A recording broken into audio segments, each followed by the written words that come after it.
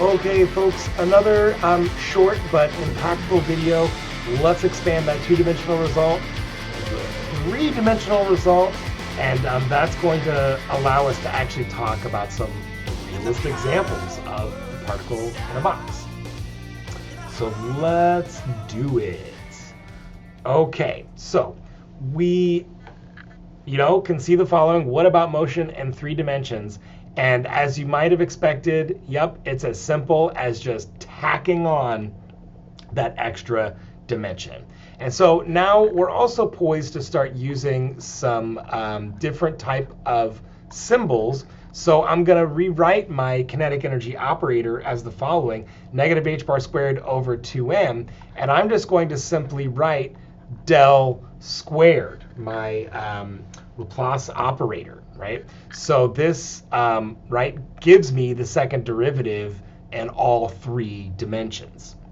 And similarly, our wave functions are going to be products, whereas our energy solutions are going to be sums.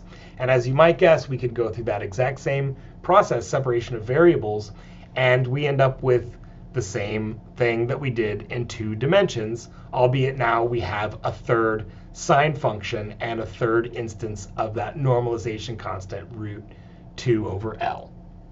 Beautiful. So a result that we would expect, right?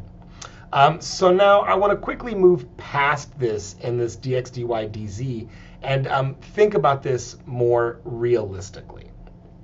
So here I'm just going to present to you directly the particle on a particle in a sphere example.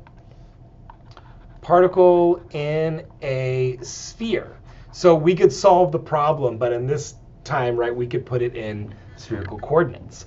And we get a result that is strikingly similar to the other results we've seen: n squared h squared over 8mr squared, where now that is the radius of our sphere. It's the exact same result, except for replace length of the box with the radius. So now we're well equipped to appreciate a realistic example, which is a quantum dot.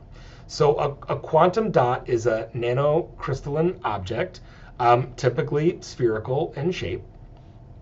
You can see there they're quite small. They're on the order of 10 nanometers or less, and they're made up of semiconducting materials. So here's an example of some cadmium-selenium quantum dots. And these optical properties that we're seeing here are their fluorescence. So these things are being exposed to a high energy excitation source, typically in the UV, and we're seeing their emission in the visible. And what you notice here, this 2.0 nanometers, that corresponds to the diameter of the quantum dot.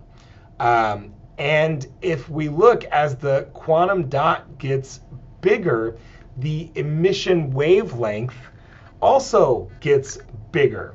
And this is exactly what we would expect based on this model that I presented earlier. So, if we have this n is equal to 1, or we could look at the n is equal to 2 state, so we see a full wave there. As I make the box bigger, the wavelength that fits inside the box must get bigger.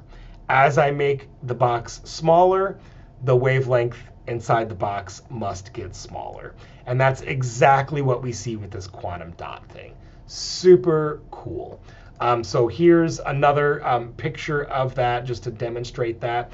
And there's a pretty cool article in the Physics Open Lab magazine that you should read about. It gives some really nice background information. It's about 10 years old, but still very relevant.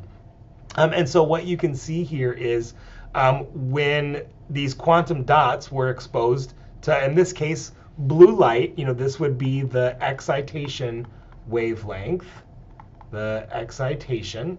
The resulting emission wavelengths follow this particle in a box, or in this case, particle in a sphere model, really, really well, right? The 2 nanometer quantum dots emit predominantly in the blue, whereas when we get bigger, the emission wavelength of those quantum dots pushes out into the red. So this is a really cool thing, and there are tons of other physical systems in which we can apply the particle in a box model. You can even imagine down to just a simple molecule, right? The bigger or smaller the molecule is, we can make some predictions about what its spectrum or optical properties will look like purely based on this notion of the particle in the box. And we'll talk about some more of these realist examples in our live lecture. Okay, folks, the next topic we'll be moving into is tunneling.